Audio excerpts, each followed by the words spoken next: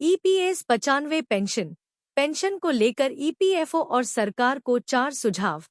Pension योग्य वेतन सीमा में संशोधन से बढ़ेगा पैसा।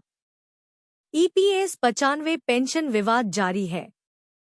पेंशनर्स ने सरकार को 4 सुझाव दिए हैं। पेंशन योग्य वेतन सीमा का संशोधन, न्यूनतम पेंशन में सुधार, फंड का एक्चुरियल मूल्यांकन और ईपीएस फंड का अधिक रिटर्न देने वाले साधनों में निवेश। इनसे पेंशन भोगियों की आर्थिक स्थिति में सुधार हो सकता है। ईपीएस 95 पेंशन को लेकर विवाद थमने का नाम नहीं ले रहा है। सरकार और पेंशन भोगियों के बीच सीधी लड़ाई चल रही है, जिसमें कर्मचारी भविष्य निधि संगठन ईपीएफओ पर गुस्सा उतारा जा रहा है। पेंशनर्स को सरकार से बड़े आश्वासनों की उम्मीद थी, जो पूरी नहीं हो सकी। अब पेंशनर्स खुद सरकार को कई सुझाव दे रहे हैं, जिससे पेंशन भोगियों को लाभ मिल सके। सरकार पर पेंशनर्स का गुस्सा, साथ में सुझाव। पेंशनर्स आंदोलन से जुड़े एक पेंशनर्स ने सोशल मीडिया पर पोस्ट के माध्यम से कुछ सुझाव दिए हैं। उन्होंने लिखा, मेरे हिसाब से ईपीएस 95 पेंशन के लिए सरकार को ठोस पहल करनी चाहिए।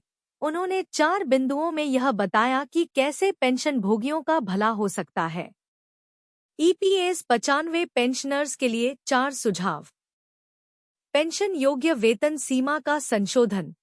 सरकार को पिछले संशोधन यानी 1 सितंबर 2014 से मुद्रास्फीति और वेतन वृद्धि को ध्यान में रखते हुए पेंशन योग्य वेतन सीमा को संशोधित करना चाहिए। इससे पेंशन राशि में वृद्धि हो सकती है और पेंशन भोगियों को अधिक लाभ मिल सकता है। न्यूनतम पेंशन का संशोधन।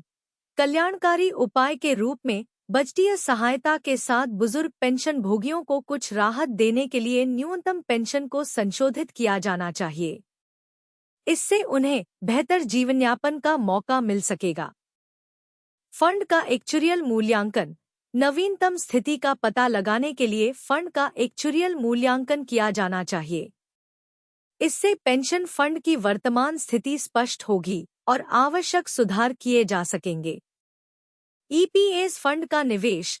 ईपीएस फंड को अधिक रिटर्न देने वाले साधनों में निवेश किया जाना चाहिए। इससे शुरुआती सेवानिवृत्त लोगों की मृत्यु के कारण सरकार का सब्सिडी बोझ धीरे धीरे कम हो जाएगा और फंड की स्थिति मजबूत होगी। पेंशनर्स की मांग। पेंशनर्स की ये मांगें सरकार और ईपीएफओ के लिए चुनौती बन चुकी हैं। यदि इन सुझावों को ध्यान में रखा जाता है, तो पेंशन भोगियों को काफी राहत मिल सकती है और उनकी आर्थिक स्थिति में सुधार हो सकता है। ईपीएस 95 पेंशन योजना को लेकर पेंशनर्स और सरकार के बीच तनाव बना हुआ है।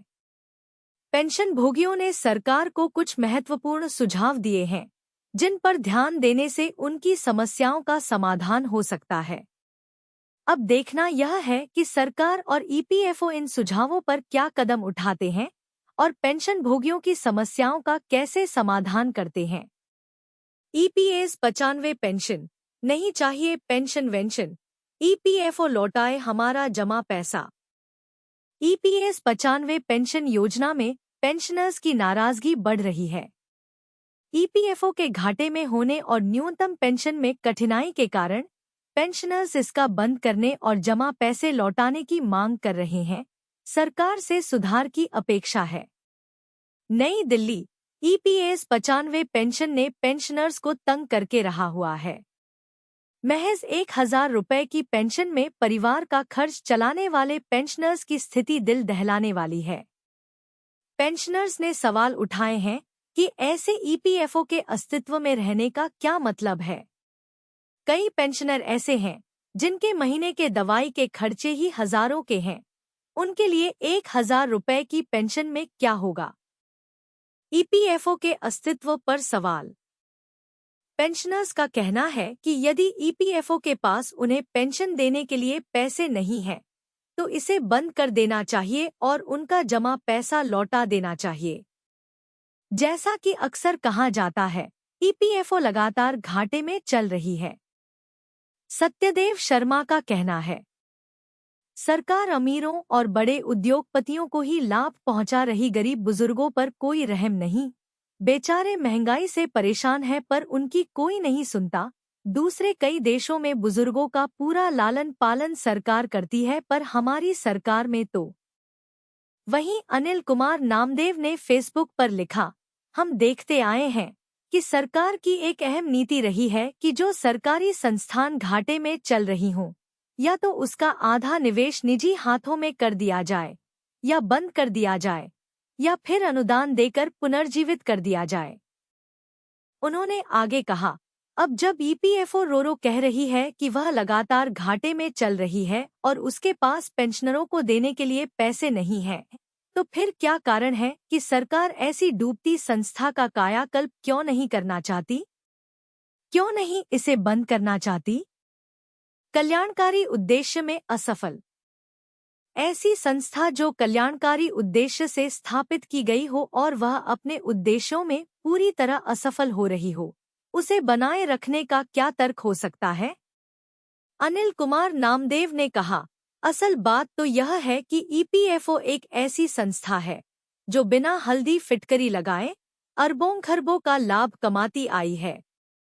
ऐसी संस्था को कौन सी सरकार बंद करना चाहेगी? सरकार की भूमिका पर सवाल। लोग पूछते हैं कि बिल्ली के गले में कौन घंटी बांध सकता है? अनिल कुमार नामदेव ने कहा, बिल्ली के गले में घंटी डालने वाली सरकार ही हो सकती थी, पर वह ऐसा क्यों करेगी? वह तो आपके कल्याण के लिए वचनबद्ध है, आपके तमाम होने तक।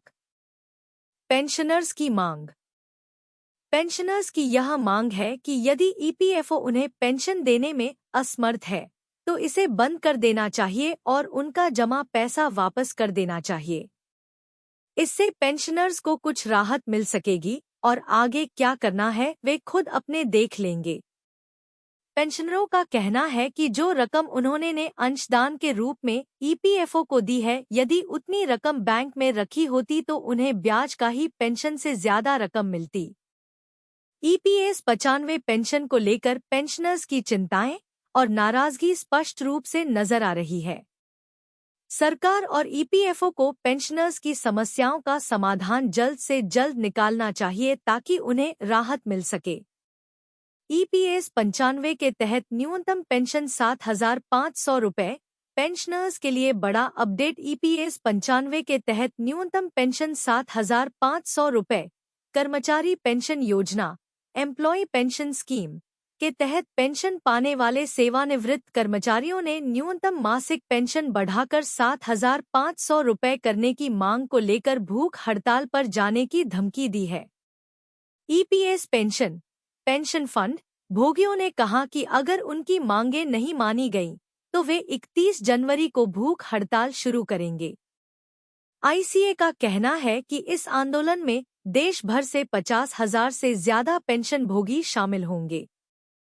ईपीएस 95 के तहत न्यूनतम पेंशन 7,500 रुपये। कर्मचारी भविष्य निधि संगठन एम्प्लॉयज प्रोविडेंट फंड ऑर्गेनाइजेशन की कर्मचारी पेंशन योजना के तहत पेंशन भोगियों को फिलहाल न्यूनतम मासिक पेंशन 1,000 रुपये मिलती है।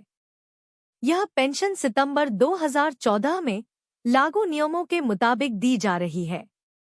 ईपीएफओ के आंकड़ों के मुताबिक देश भर में करीब 78 लाख ईपीएस पेंशन फंड भोगी हैं।